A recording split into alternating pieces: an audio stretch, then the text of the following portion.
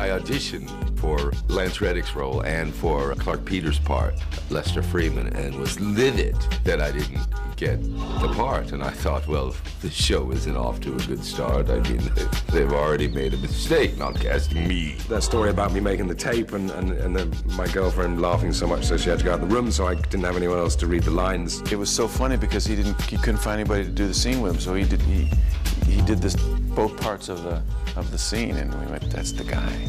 Wendell had been cast as Bunk, and Wendell was there at my audition. We actually went through a whole bunch of scenes, you know, just he and I. Hey, Bunk, Vile, for your thoughts. And with such ease to it, I really walked out saying, man, I really hope this gig works out. I was actually called to read for Bunk. In my third audition, David, he asked me to read for Bubbles on the spot. When I went in, everybody that was reading for Bubbles was chewing bubble gum. I was told the next week that I was second choice for Bubbles.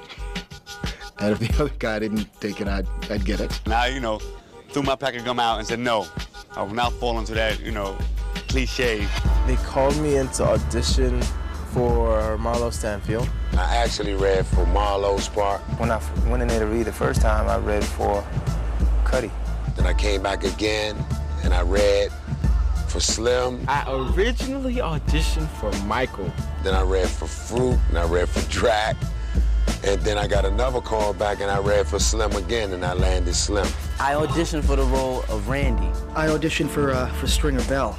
He'd have been terrible as Stringer Bell. Lucky he got called. Oh, God, he'd have been terrible. Lester Freeman is the first one that I went in and I had auditioned for. They brought Jay Landsman in to read for the role of Jay Landsman, but they ended up having to let him go because he wasn't a good enough Jay Landsman. I'm sure he takes exception to that. Yes, I did audition for my part, and the casting director, Alexa Fogel, gets a lot of flack from my peers, my so-called rat peers.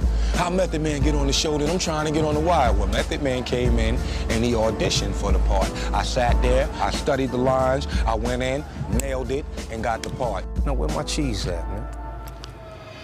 The scene I auditioned for was me sitting in the detail office telling Keema and McNulty about what the red hats were. What's with the hat? There's someone you need to know. I put the red hat on. Come in here, take the pictures. That's sharp. I like that. I got the part through an audition, and the scene, the audition scene happened to be the scene with the two fingers. Easy for you, McNulty. Major, look, I'm really sorry. He asked me a question, I answer it. I didn't know he was gonna call anybody. You have my attention, Detective. Season 3, my first scene. I was sitting there saying nothing. I said nothing. That was my first scene. Call the guy Snot? Snot Boogie. Yeah. You like the name? What? Snot Boogie. I couldn't say Snot Boogie. I'm not sure I still can, but we had endless trouble with the accent. They go Snot Boogie, and I go Snot Boogie. And they go, no, Snot Boogie. And I go, Snot Boogie. I still can't hear the difference. I remember it was freezing cold. We were sitting on that stoop, which was so cold we could barely speak. I was an extra once. I was a cop. I was so nervous looking around. There's the camera. Don't look at the camera. Don't look at the camera.